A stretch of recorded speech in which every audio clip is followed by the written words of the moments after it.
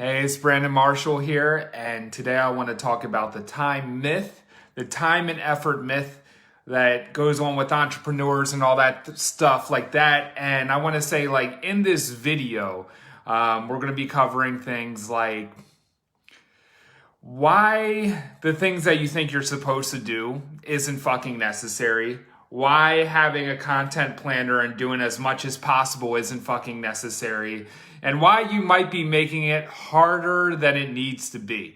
So that's what we're going to cover here. What's up, Crystal? Yeah, I think most people would know who I am, but it's a professional, like, you don't even have to do that. It's a professional thing to do to announce yourself. But I do want to bring this to a brand new audience. So we'll see about that.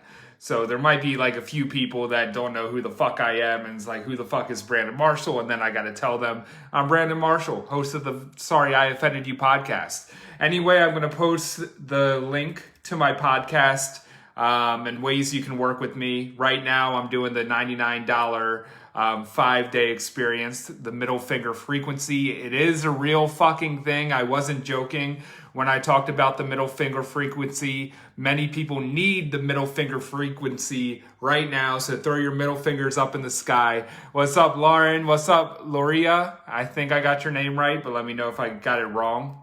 I have a name thing in my mind from my inner childhood where I probably got someone's name wrong, and now I'm traumatized of getting people's names wrong. So now I got to make sure I get people's names right. Yeah, I was part of the Red Hot Chili Peppers. There, immediate social proof. So anyway, I'm going to post this link, and then we're going to get started into what I'm talking about here in the fucking time frequency. Like, what do you mean time and effort doesn't matter, Brandon? Because all my life, I was told that it matters. How do I pin comments? Fuck. They always change it. Anyway, I got a new video. I got a new camera. It's actually double because I used to have a 6S, an iPhone 6S. Now I have a 12. And the reason why there's so much big of a gap between phones is because back in the day when I got an upgrade like 3 years ago, I was stubborn. They had the 10 out and the 8, and I was like, I want to keep my headphone jack. I want to keep the home screen. So I could have gotten a 7, I could have gotten an 8, I could have gotten a 10, and I made the mistake of saying, give me a 6S because I'm not ready to change. And then I realized I didn't really need the headphone jack or the home screen, and I was just holding on to an old part of me that I thought the home screen and the headphone jack was a part of me, and I was refusing to let it go. But then I went to a spiritual retreat, and a shaman told me that no, the home screen and the headphone jack isn't part of you. You need to let that go. And when I finally let that go, I was eligible for an upgrade for an iPhone 12. It's a beautiful story. It was my hero's journey, and not everyone's hero's journey, but that's my hero's journey. So anyway, I wanted to talk about this because this is something frequent that I see. It was a question that I received in my group, Sorry I Offended You. It's something that came up with a one-on-one client today, and it's about old patterns coming up of feeling like, you know, being obsessed with how much time you're doing content with. You know, like, how much time am I putting into content? How much effort am I putting into content? And my honest answer to the question, the question was posed on me of like, how much time do you spend doing content, Brandon?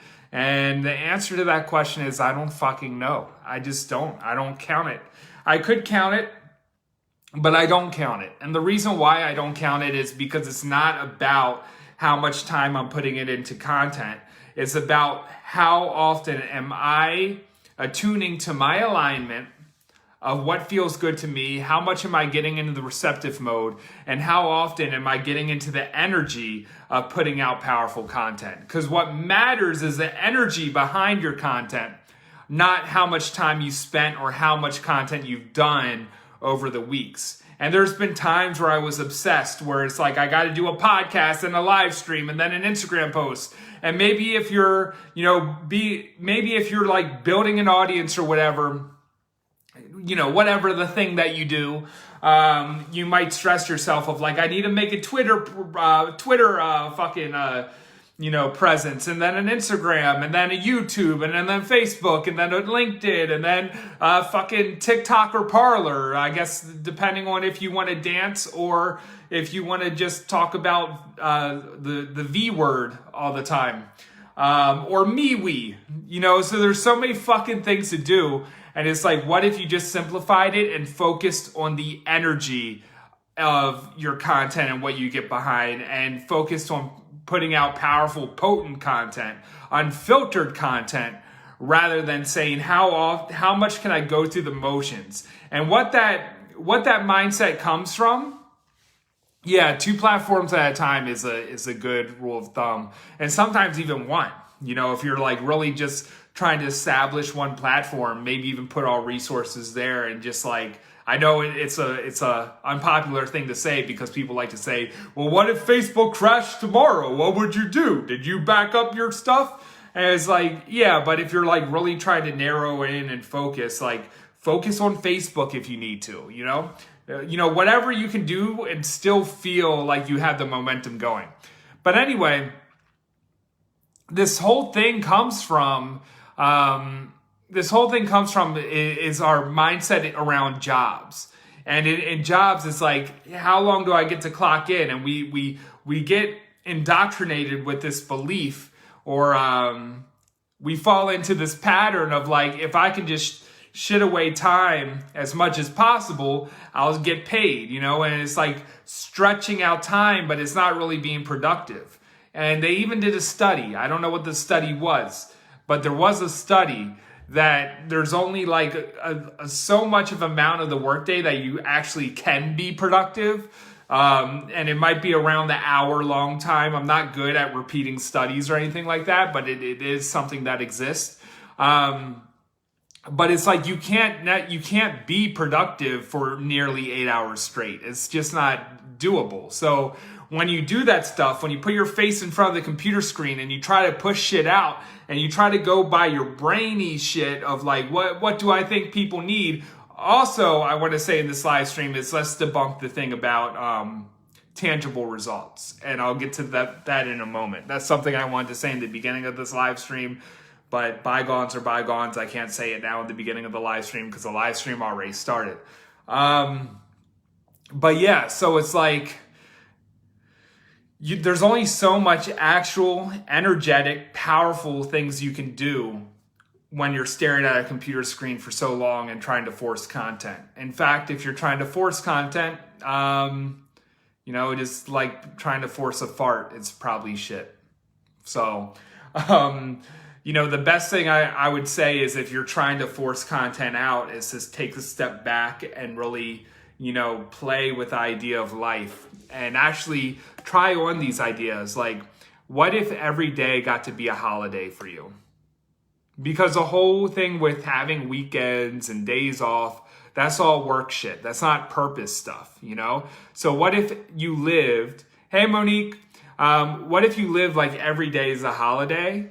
And that doesn't mean that you're just gonna have pizza binge eat Hawaiian pizza all day.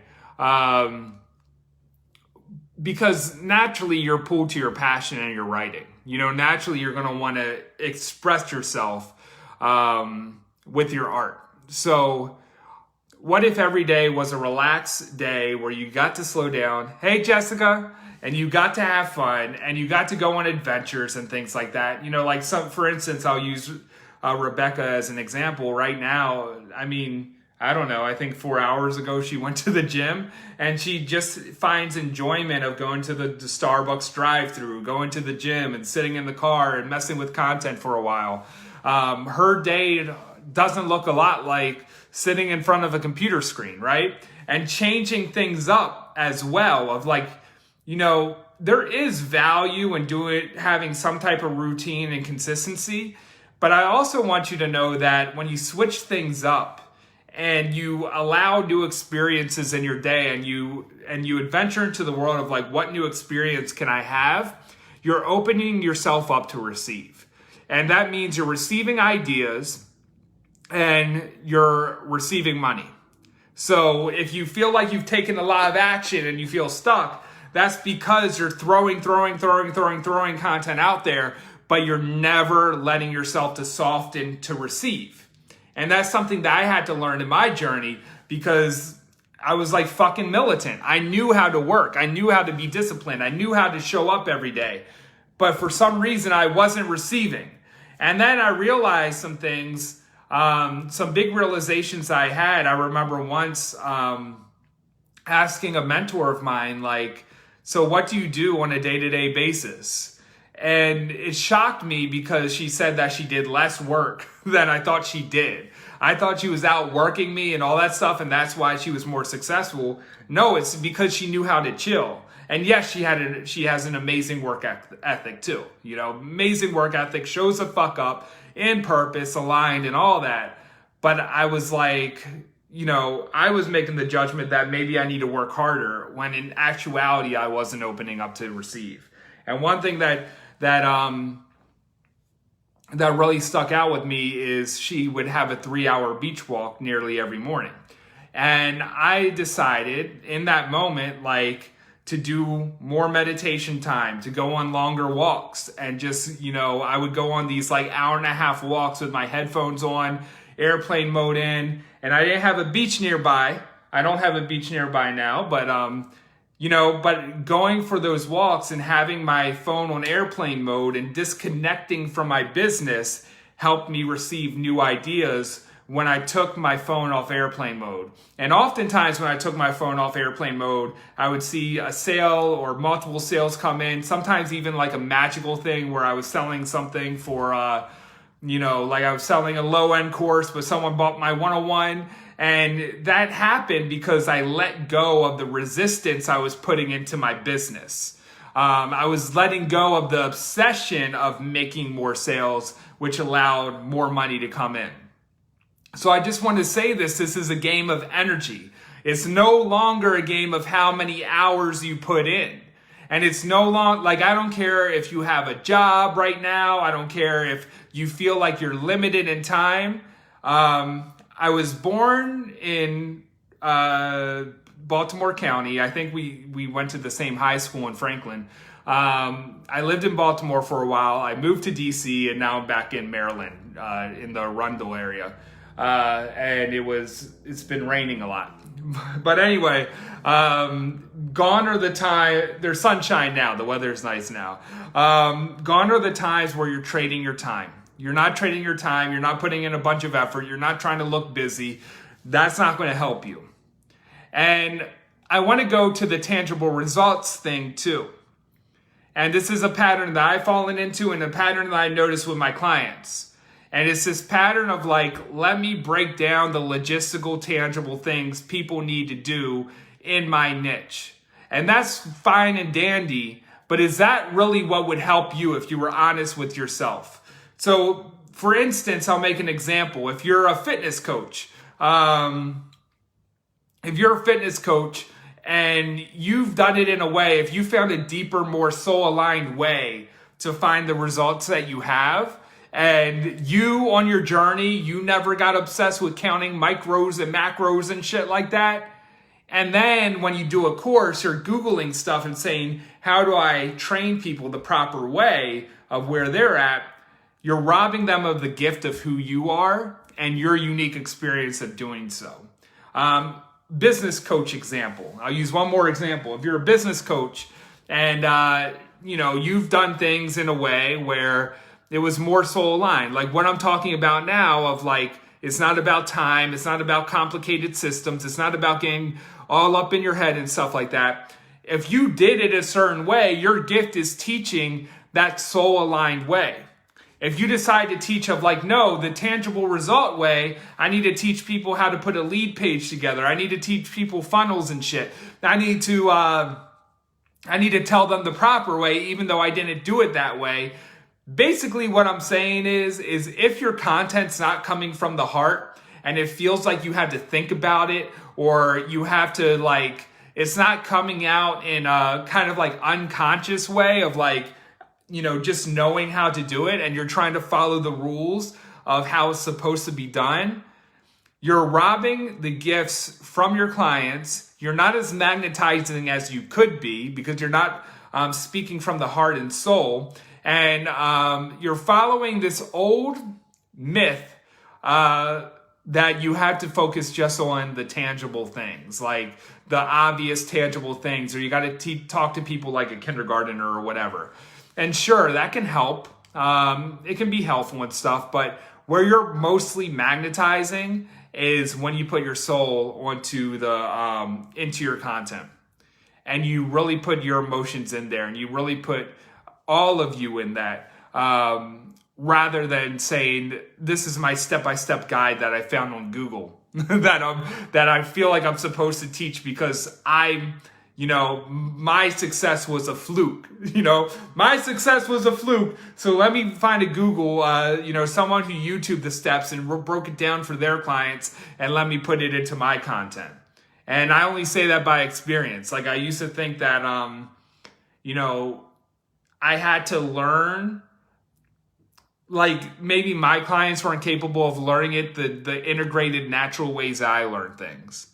But that's taken them away from it, because people benefit being in your energy, and you're meant to speak to a unique set of clients that are, that vibe with the message as pouring out your soul, not the message that you tried to perfect and filter and write boring head-based stuff. I also want to say this with time, is there are no rules on how you're supposed to do it. So one thing for me is I used to think that I had to get on sales calls over and over and over and over and over again. I used to think that I had to book my entire days with sales calls. And it was exhausting. It's not about, doing that is fucking exhausting. It's not about who I am. And I love writing content. I love putting my art out there. I love inviting people into programs and stuff like that. I don't like talking to 10 to 15 people a day, especially people who aren't qualified or like haven't qualified themselves to work with me. I've been through it. Like, I've gotten on calls with people and think that, and I was being too nice, and then end up on a 90-minute call because of my own boundaries, right? And because I didn't qualify them. And then I felt bad for them, even though they couldn't afford my one-on-one service. I would talk to them for 3 hours or whatever to comfort them and give them free coaching. But that took me away from my power. That took me away from the power of actually the ways I can help people for free with my content and how I show up. So I want to say this: you don't need 100 hours out of the week. You don't even need the hours of a full-time job to succeed. And you might hear that differently from other type of marketers that try to do it by force. It's really about your energy. It's really about that one idea. It's about flicking the switch. And when you have that idea and you put it out there to the world, that can be all the difference in itself.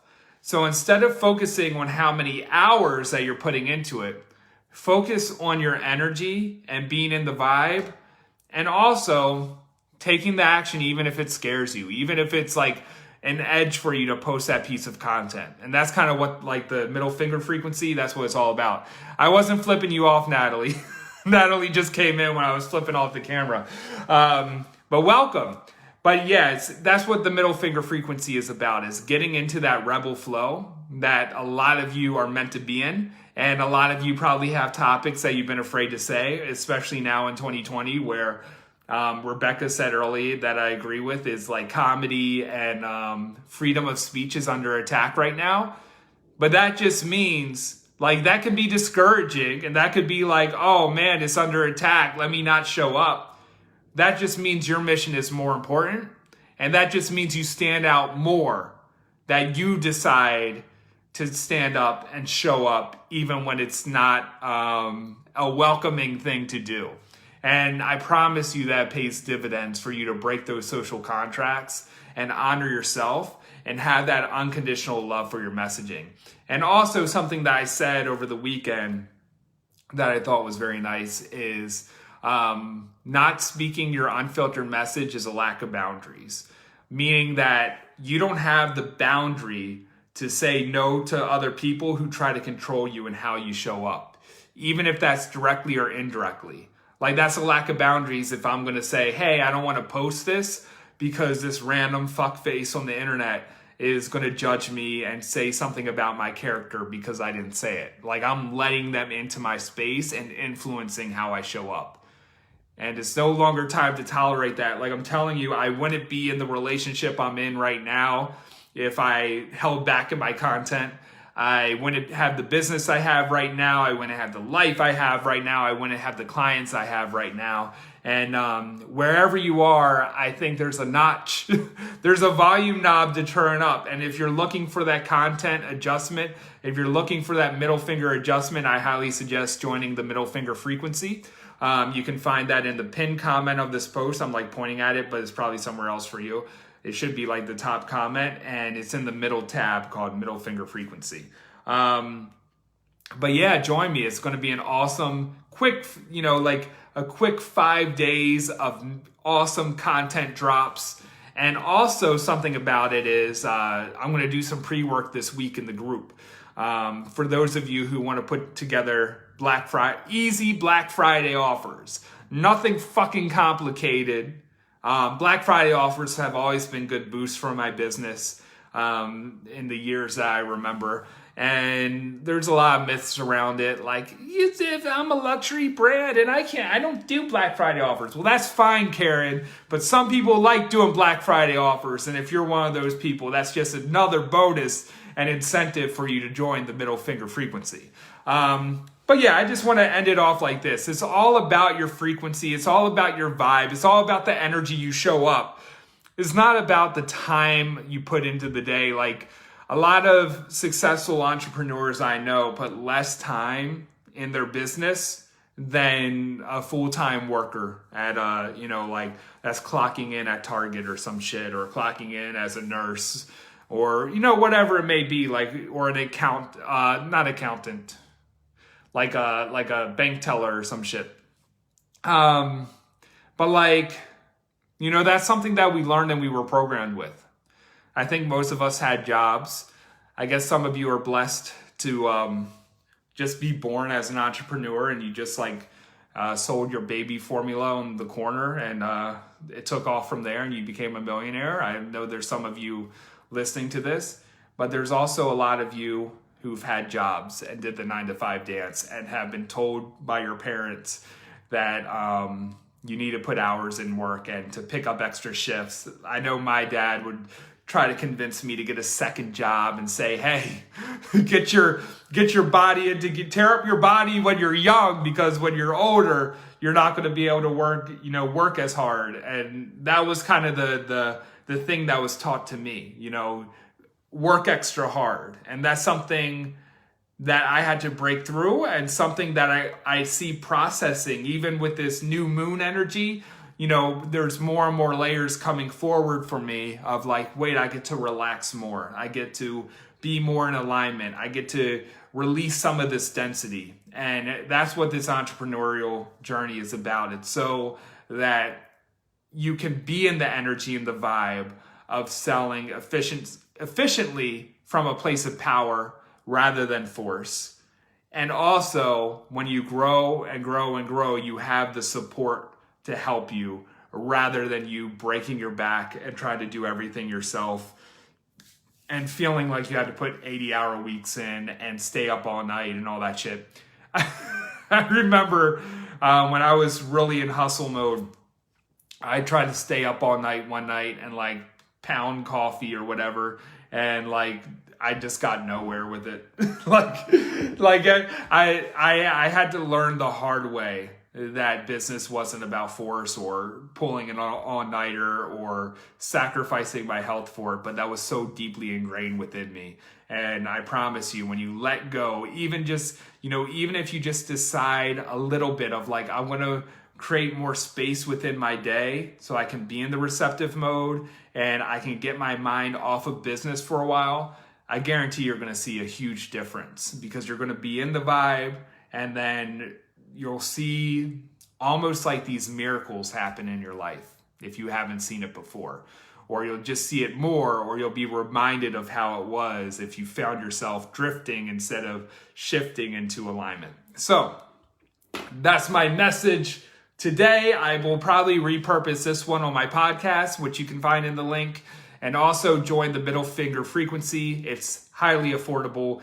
It's at $97. It's a 2-figure program, but it's like on the verge of a 3-figure program, but it's still 2 and then a middle finger. But the Middle Finger Frequency is for you if you need a boost in your content alignment, if you need a boost in that 5th chakra, telling the haters to fuck off and the critics to fuck off while really being louder on the internet, but louder in a aligned, inspired, intentional way to where you're really magnetizing to your clients. And I think it's very important. I think it's very important for you to feel safe with yourself and love yourself unconditionally to the point where you're showing up for yourself and you're able to defend yourself and you're able to double down on what your beliefs are because people need you. You know, the same way that you might think about other people of like being brave and talking about stuff that you're not ready to talk about, you have people like that to inspire as well. So just think of it like that, and that's one of the best ways you can change the world right now. What's up, Dan? So anyway, thank you for being here. Check out the pinned comment to join Middle Finger Frequency and my podcast. Sorry I offended you if you're not on my podcast yet, and I'll see you later, whenever that is.